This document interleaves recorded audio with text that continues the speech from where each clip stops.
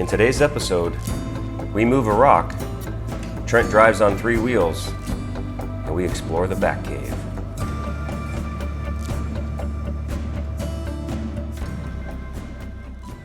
Good morning, guys. Thank you for tuning in. I'm on the road. I'm headed over to the freeway to meet Trent. You guys remember Trent from all my videos. He's my Subaru buddy, and he has his Ascent with him today. And you guys will be shocked to see he's done a lot of work to that thing. He's got a lift, skid plates, front bar, all from LP Adventure, as well as paint and graphics and all this other stuff. So look forward to checking that out here in a bit. But we are headed down to Dos Hombres mine, which is near Tombstone and not very far from Pierce, which was one of the ghost towns that I went to a few videos back. It's maybe 45 minutes to an hour from Pierce. So we may go in on kind of the Tucson side, go up to the mine, come out on Pierce side. I'm not sure yet, but it should be a fun day. It's a mine I've been to many times over the last 20 years, and pretty cool area. I think you guys will enjoy it. I hope everyone's doing well. As always, if you have questions or comments, leave those below, or you can send me an email.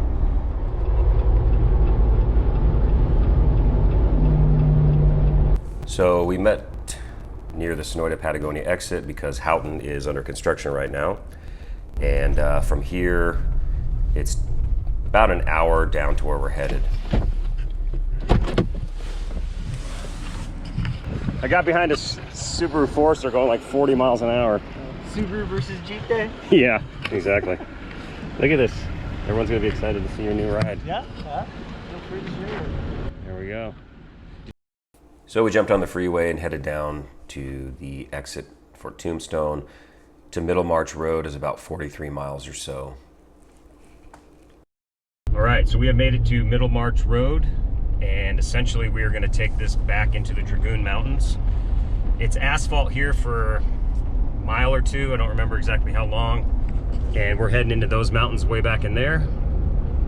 And basically flat, fast dirt road until you get back into the back, and then we've got some more narrow, more off-roady type stuff to handle.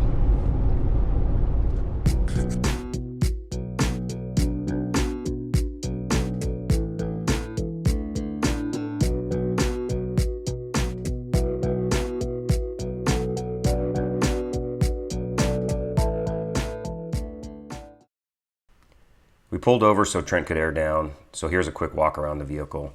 LP Adventure front bar, skid plates, as well as a 2-inch lift from them. He's got the lower LED and the upper LED bar, some window tinting and wrap, which was done by Affordable Window Tinting here in Tucson, and then also some paint work, which was done by Formula One. Those guys are good buddies of his.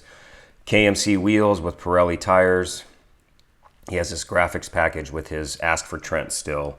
He's doing consulting work now, and he's got this ARB canopy that you'll see later, which is attached to this awesome Prinsu rack, kind of a low profile, really amazing rack. Check that out.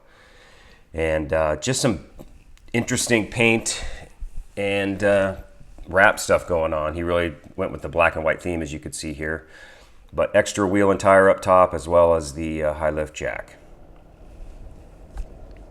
We got back on Middlemarch Road and just continued the journey back towards the mountains here. Again, the road stays pretty flat and pretty good until you get past. There's a turnoff that goes down to Pierce that I'll show you here in a second. But for the most part, the road it's a good road all the way back in. Some really pretty views in here, and it's just a nice area to check out. If you keep your eyes open, you'll see little mines all along Middlemarch Pass.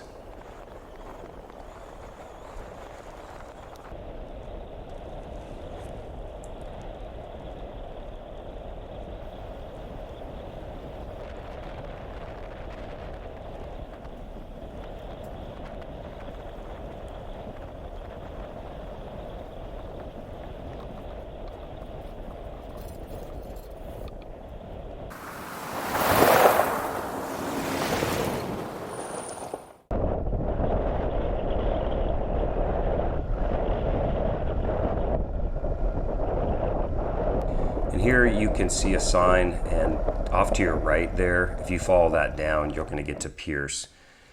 and it's not that far down. We actually left that way, and I'll show you a little bit of that after the mine footage. But here you can see as you start back on the trail, it starts to narrow up. The road gets a little bit rougher, but still nothing very difficult at all.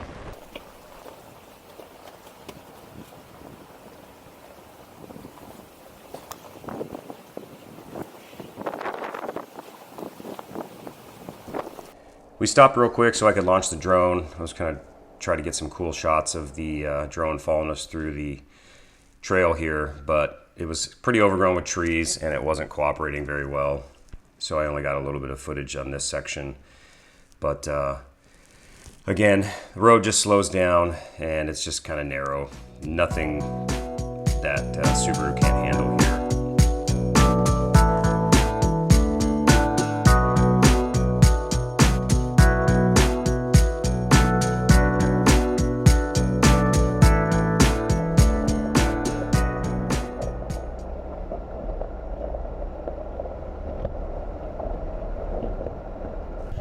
So I pulled over just a little bit later and landed the drone, and this is the first section where we kind of had to stop and think about getting through here.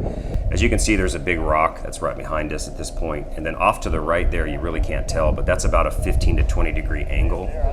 And in the middle of this road, where all those rocks are there, is a little bit difficult area for the Subaru just because it really dips in, and again, the camera doesn't really do it justice.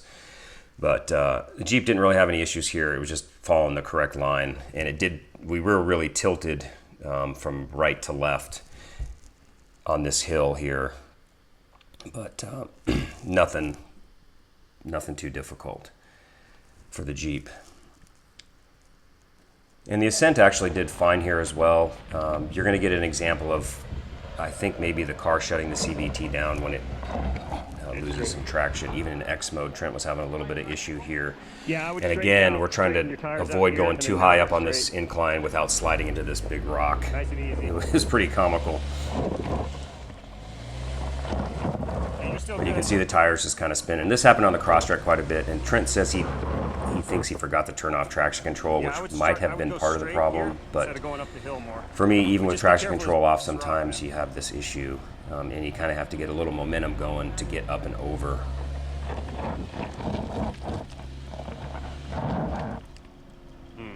I think let's move this rock. So we decided to try to move this rock out of the way just so Trent could come off the hill a little bit. And we got it to move a little bit. That's a big sucker though. So it looks like Benny Hill show right there. And there's you can get a little bit of idea of that angle of the hill.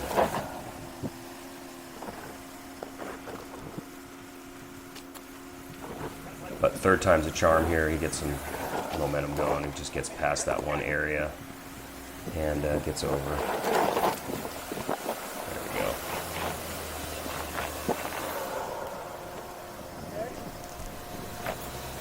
Rock's good. Yeah. Now come this way a little. Just a little. This way, just a little. Keep going. You hit that back wheel?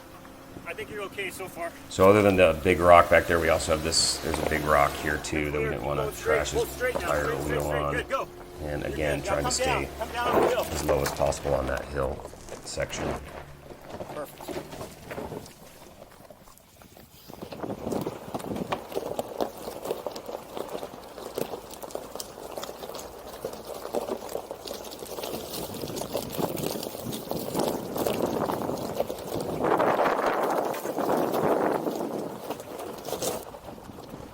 Here you get a shot of the backside of the Dragoons that we saw the front side of with the drone and everything. But you can see the trail starting to narrow out. You're kind of hitting bushes and trees along the way here. And part of this trail is really angled, again, from right to left, so it feels like you're going to drop off the edge a little bit here and there. But nothing difficult on the trail at this point. There's one more section that you'll see where the Subaru had a little bit of an issue, but it wasn't a big deal. We got through it, no problem. I don't think a stock Crosstrek could make those two sections. It's possible, but it would be a little bit difficult to do, just trying to get that rock navigated and up that hill.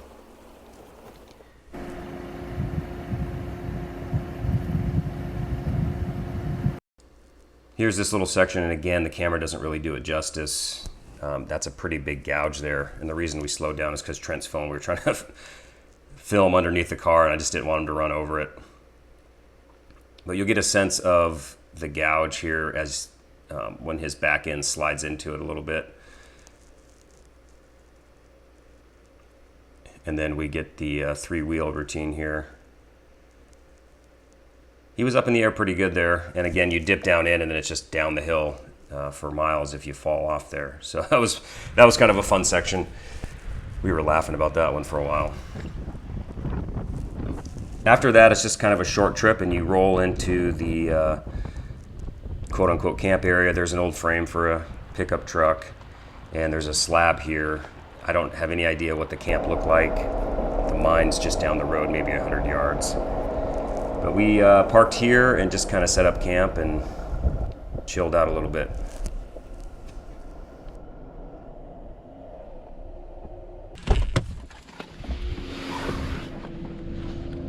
All right, we made it up here. Just a few little issues here and there, but overall, the Ascent kicked some butt. Show you around this cool little area. There's people camp here sometimes. I'll show you the over the edge. It's gorgeous up here, man. Yeah.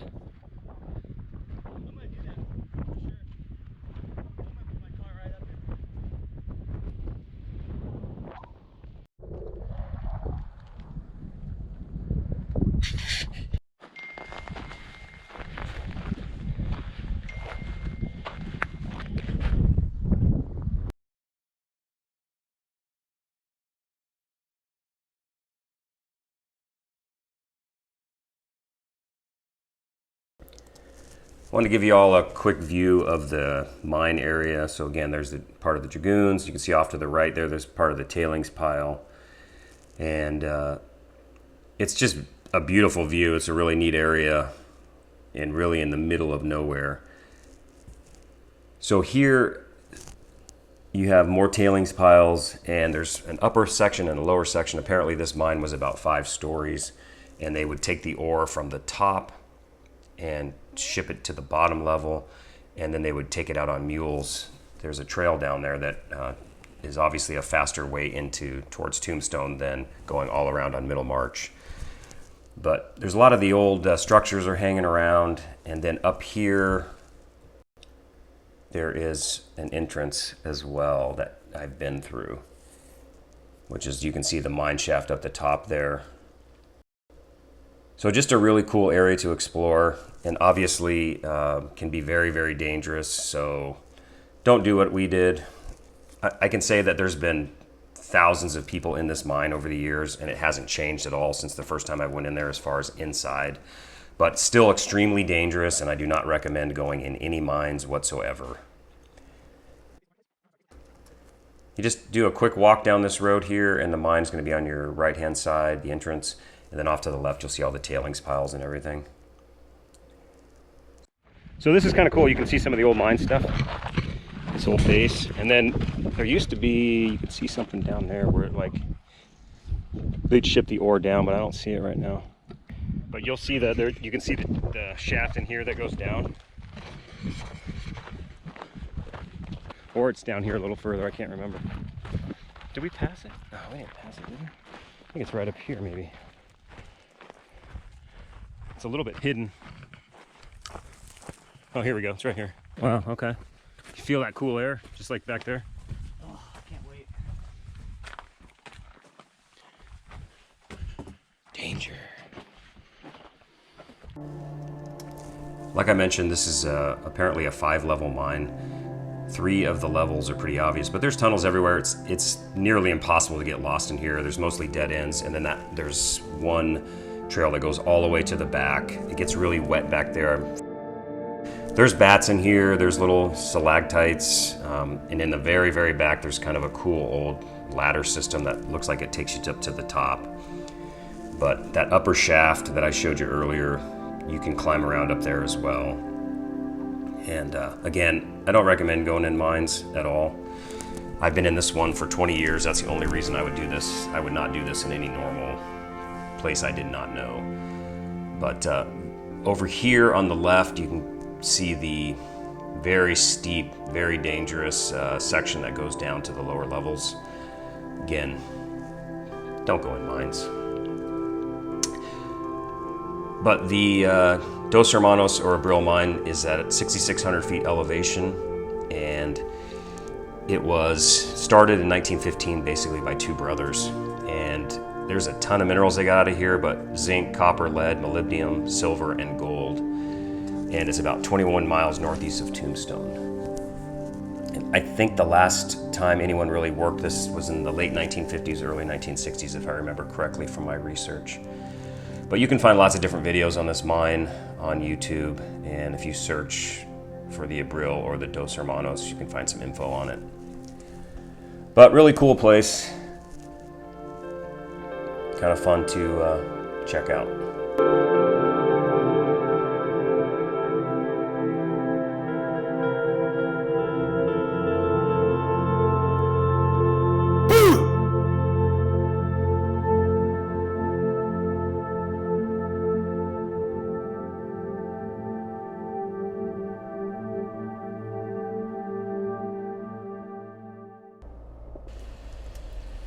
We made our way down the mountain and we decided to go the Pierce way home. But it was a great day, great trip all around. We had a good time getting up there. Here's that wash section.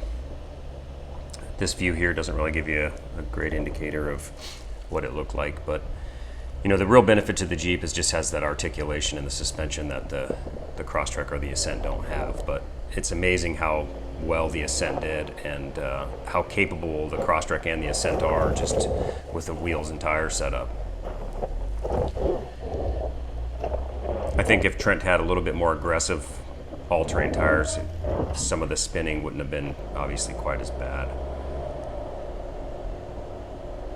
But no real problems on the way down. We did stop and play around with that big rock area. I tried a different route down, and it worked out pretty well. Other than just that incline caused me almost to slide into the rock. But other than that, it was fine. Yeah, you're gonna hit the rock a little bit. Wait. The camera fell. You good? Yep. After my little slide, we decided Trent should probably just go the way down the way we went up.